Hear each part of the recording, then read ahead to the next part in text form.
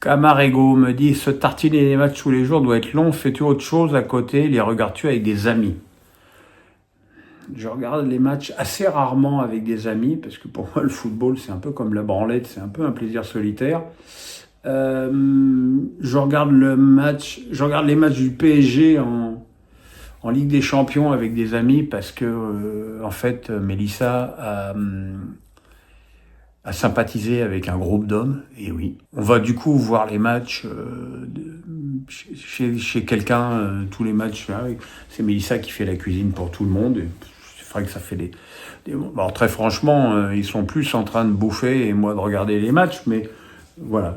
Sinon, j'ai mon copain médecin qui vient de temps en temps voir les matchs, mais c'est vrai que d'abord, j'en regarde tellement, il y en a tellement peu qui intéressent les autres que j'en regarde énormément seul. Jérémy Durand me dit, grand fan de vous depuis très longtemps, merci. Étant expatrié à l'autre bout du monde, Australie, je trouve le format YouTube excellent. Voici ma question. Pensez-vous que des binationaux peuvent être attirés à jouer dans un championnat, de jouer pour la France en équipa, sachant un changement de sélectionneur dans les 18 mois à venir, ce dernier étant peut-être Zidane? Je pense au cas Cherki, approché par la fédération algérienne, car Deschamps peut être mal vu par certains avec ses histoires sur quelques joueurs, notamment Benzema. J'avais pas pensé à ça, mais effectivement, peut-être que la présence de Zizou sur le banc de l'équipe de France peut donner à certains joueurs une autre envie de reconsidérer ça. Après, je pense que je suis pas certain que ça suffise d'avoir un sélectionneur qui te plaise pour choisir une nation. Je pense que si tu choisis de représenter un pays, bah, tu choisis parce que c'est le pays de ton cœur. Je veux dire, après tout, si Cherki se sent plus algérien que français, qui choisissent l'Algérie, et s'il se sent plus français qu'algérien, qui choisissent la France, et que personne n'a rien à dire sur ce genre de choix, que c'est quelque chose, effectivement, d'éminemment personnel. David Vercoutre me dit, ne penses-tu pas que tous les appels à quitter X sont contre-productifs? Mais je pense, encore une fois, que c'est un choix totalement individuel, que si t'es pas à l'aise sur X, bah tu te casses, tu vas sur Blue Sky, tu vas sur Insta, tu vas ailleurs. Je veux dire, ta vie ne dépend pas de ta présence ou de ton absence sur un réseau social. Je dis ça, moi j'ai 2,5 millions d'abonnés sur Twitter. Enfin, Twitter, c'est pas ma vie, quoi. Après, on dit que l'algorithme avec Elon Musk est très porté sur l'extrême droite. Moi, je dis que vu le nombre de tweets que je vois de représentants de la LFI, à mon avis, l'algorithme chez moi ne doit pas bien fonctionner. Donc voilà. Et puis si t'es pas à l'aise quelque part, tu te barres. C'est comme C8. Si t'aimes pas tes PMP, tu regardes pas. T'obliges pas les gens à leur supprimer une chaîne que 2 millions de gens regardent tous les jours. Mais encore une fois, dans le monde d'aujourd'hui, on te tient par la main, on t'oblige à ne pas regarder des choses, on t'oblige à faire des trucs, et c'est hyper chiant. Dream Big me dit, sais-tu d'où vient la règle du carton jaune pour avoir retiré son maillot pour célébrer un but? C'est probablement la règle la plus stupide du foot, ou bien un sens caché m'échappe. Et en fait, le truc, c'est qu'au début, le but de mettre un carton jaune aux joueurs qui retiraient leur maillot après avoir marqué un but, c'est qu'il n'y ait pas de message politique marqué sous leur maillot. Alors que pour ça, il suffisait de mettre un carton jaune à ceux qui portaient un message politique et de laisser ceux qui voulaient retirer leur maillot pour fêter ça. Voilà. Mais je pense effectivement que c'est une règle sur laquelle on pourrait revenir et que considérer que un joueur qui retire son maillot juste pour exhiber ses pecs ou fêter vraiment de façon extatique son but, sans message politique en dessous, ne doit pas être sanctionné. Maxime Dosset me dit, tu parles souvent de bonnes tables que tu fréquentes, mais aimes-tu le vin? Et depuis ta greffe, est-il possible d'en boire? Alors non, je ne bois pas de vin, je déteste ça. Je déteste toute forme d'alcool, j'en ai jamais bu, qui est assez costaud, puisque j'ai quand même fait une cirrhose. Et moi, j'ai fait une cirrhose sans boire de vin et sans boire d'alcool. Et bizarrement, j'aime acheter du vin. Mélissa est très connaisseuse et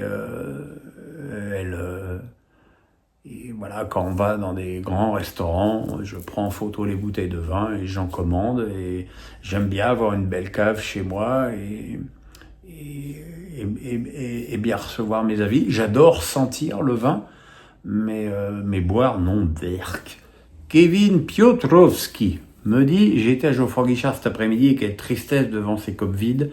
Ne penses-tu pas que la Ligue ne cherche aucune solution et surtout que Saint-Étienne est durement sanctionné à chaque fois? Je suis pour sanctionner les clubs au cas de jet d'objets sur des joueurs ou envahissement de terrain, mais arrêtons avec les fumigènes, ça n'a jamais fait de mal à personne. Et je pense surtout que ça dévalue le produit que tu diffuses.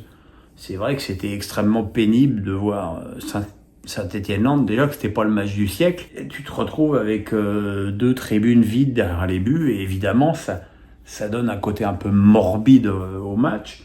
Et qu'à un moment donné, il faut pas dévaloriser son produit. Moi, je trouve toujours assez incroyable qu'on n'ait pas fait un Grenelle, puisque c'est l'expression consacrée à la mode, un Grenelle des supporters avec les instances dirigeantes du football, et qu'on essaye de trouver un consensus pour à la fois l'utilisation des fumigènes, l'utilisation des banderoles. Je pense qu'une banderole doit être autorisée pour éviter les incidents de la banderole du PSG Free Palestine ou machin. Voilà, c'est comme ça que je vois les choses, mais bon, je suis peut-être un petit peu utopiste. David Vercoutre me dit: la prestation pas terrible de Beraldo, un après Marquinhos à préparer, pourquoi le PSG n'a pas tenté le coup sur Kuznetsov? Excellente question. Je pense que le PSG rechigne à recruter trop régulièrement en France, même s'ils ont pris Barcola et Doué ces derniers temps, mais qui a toujours cette peur peut-être du PSG de se faire survendre des joueurs. Mais je pense effectivement qu'un André Santos à Strasbourg ou qu'un Kuznetsov ne ferait pas de mal à l'effectif du PSG, et que je trouve ça extrêmement dommage que le PSG ne se soit pas positionné sur un arrière central très jeune comme Kuznetsov. Effectivement, c'est dommage. Julien Montréal me dit: après ce match gagné ce dimanche du Real Madrid, Ancelotti a dit que Mbappé était le meilleur avant-centre du monde. Qu'en penses-tu? Je pense qu'Ancelotti fait beaucoup de caninothérapie et de diplomatie avec les joueurs du Real. C'est quelque chose qui avait été reproché à Thomas Tuchel au PSG, mais quand tu es dans un très grand club, tu te traites pas des superstars comme des joueurs normaux, mais que il y a aussi une notion de protection par rapport à l'opinion publique. Après, que Mbappé soit le meilleur avant-centre du monde, certainement pas. Que c'est été, ou que ça puisse être, ou que ça soit potentiellement un des meilleurs joueurs du monde, il me semble que c'est une évidence pour tous les gens objectifs et normalement constitués. Maintenant, ce qui est évident, c'est que depuis maintenant un mois et demi, on est vraiment tout proche d'avoir la meilleure version de Kylian, et que voilà, ça fait du bien à tout le monde. Voilà, et c'est terminé pour ce Face à Pierrot, mes petits amis. On se retrouve dès demain pour nos 2 premiers représentants en Ligue des Champions. En plus, ça tombe bien, cette semaine, on a un match à 18h45 et un match à 21h à chaque fois. Pas de dossier de Pierrot cette semaine, puisqu'il y a Coupe de l'UEFA jeudi, vendredi, les pronos extatiques, et c'est reparti le week-end prochain avec le championnat. Voilà, le pouce, la cloche, on s'abonne. Passez une bonne journée, je vous embrasse.